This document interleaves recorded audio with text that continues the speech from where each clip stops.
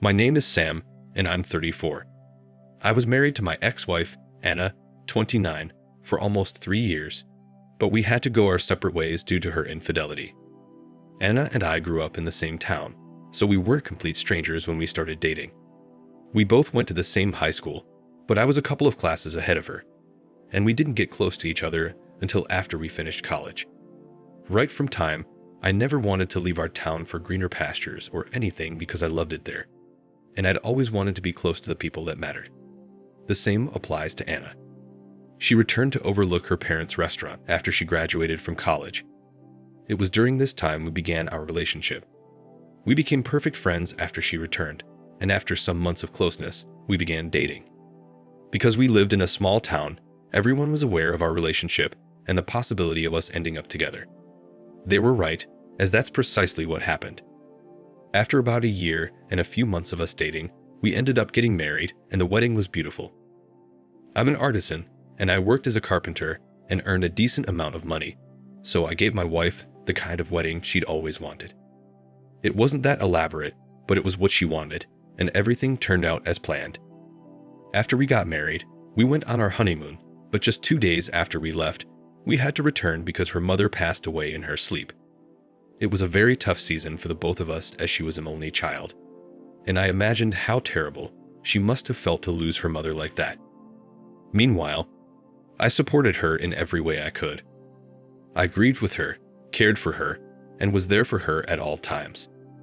It wasn't how I wanted us to start our marital journey, but since death was something no one could predict or stop, there was nothing I could do. Because of the loss, she had become a shadow of herself and lost interest in many things. My wife started coming out of her shell in the second year of our marriage after she was done with the grief of her loss. When this happened, I was so glad and looked forward to having her back. The first year had been very tough for me, and I loved her so much and didn't do anything to break our vows. I expected that our relationship and marriage would be fixed after she got over her mother's death, but that wasn't the case. I felt like she was cold to me, and even when we got intimate, I didn't feel the spark we used to have while we were dating. Most times, it felt like I was forcing myself on her, and it kept getting worse that I had to do some online research. With the result of my research, I was able to learn a lot of things and understood why she acted that way. I knew I had to give her time, and it felt like we were drifting apart the more time I gave her.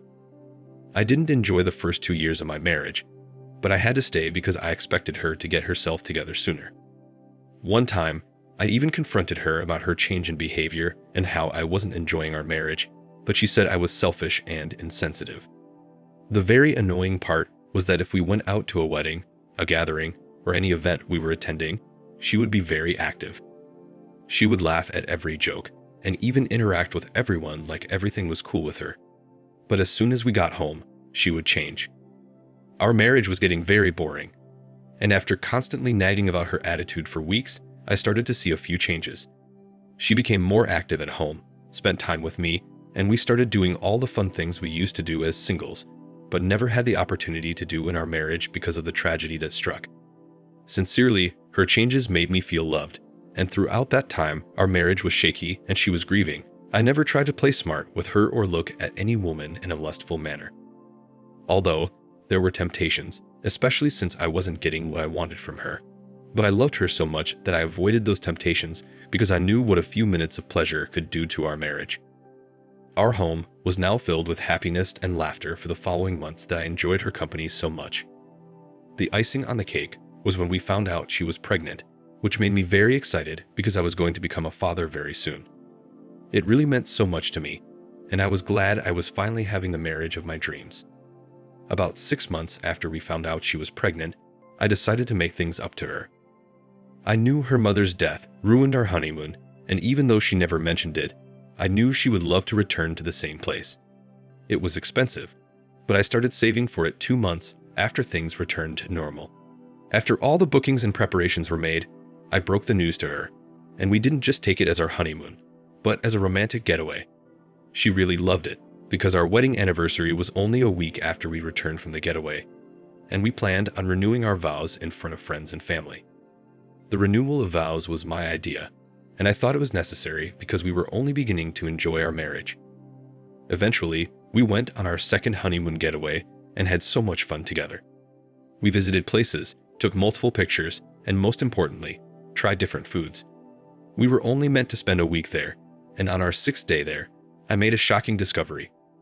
I can't really recall what took me to my wife's phone. I think we were having a gist about a news that went viral on Facebook, and since I wasn't on Facebook then, she gave me her phone so I could read it. Then she went into the bathroom to shower. And because I wasn't very interested in the news, I pressed the return key, and it opened her text messages. I know I shouldn't have read her messages, but I couldn't resist the temptation as it was my first time doing so. There was a name saved as My Happiness in Spanish, and it piqued my curiosity. So I opened the message, and to my greatest surprise, it was our former wedding planner. There were also a lot of pictures shared between them. Nudes, pictures of them together in bed, and photos of them kissing each other.